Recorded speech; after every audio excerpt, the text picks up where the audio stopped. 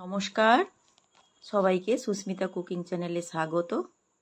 আর আজকে দেখুন বাড়িতে ফ্রিজে দুধ ছিল, দুধ 3-4 প্যাকেট, তার জন্য 2 প্যাকেট দুধ নিয়ে আমি ছানা কাটিয়ে আপনাদেরকে কোপ্তা বানিয়ে দেখাবো।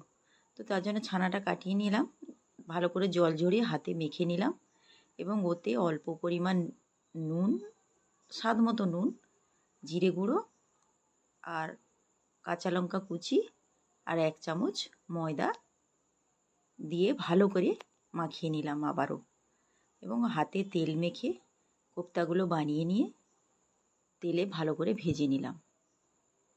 এবারে একটা মিক্সিং জারে কাজু, চালমগজ, কাঁচা লঙ্কা আর লাল লঙ্কার গুঁড়ো একটু দিয়ে দিলাম।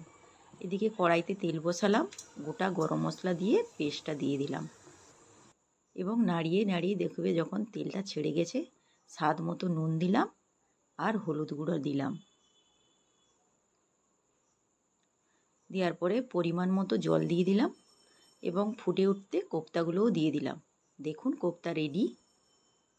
আপনারাও এটা বানিয়ে খেতে পারেন। আর আমার ভিডিওটা যদি ভালো লাগে শেয়ার সাবস্ক্রাইব করুন। সুস্থ থাকুন, ভালো থাকুন।